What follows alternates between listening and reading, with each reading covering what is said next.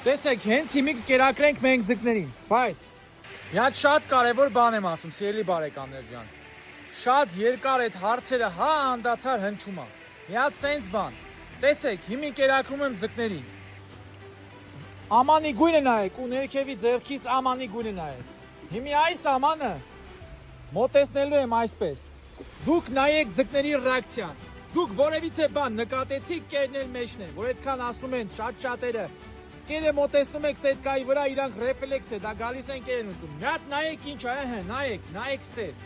Լավ նայեք, որ հետո էլ այդքան չասեք ձեր կարծիքով։ Հիմի նայեք ստեր։ Կարմիր գույնն եմ ցույց տալի։ Հիմի հասկացաք, որ սա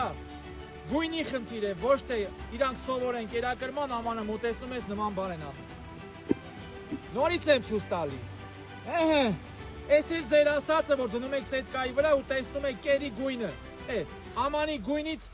իրանք գիտեն կեր ես տալի, ռեֆլեքս է գալիս, թող գան, նույնը անեն, ուշադիր նայեք, նորից եմ ցույց տալի։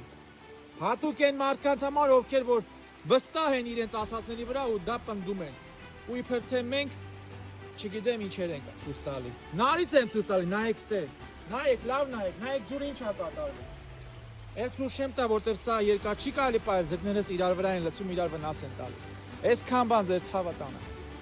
Կարմիր գույնը շատ լավ է անդրադառնում մեծ բասեյնների համար։ Երբ որ մանրաձուկ է լինում մեծ բասեյնների մեջ, կարմիր գույնով դու կարող ես բոլոր ձկները հավաքել միտեղ ու հանգիստ կերակրվել։ Ոչ թե ամբողջ բասեյնի երկայնքով կողքերով պտտվես, որպեսզի կերակրես։ Պլյուս կորցնում ես կերի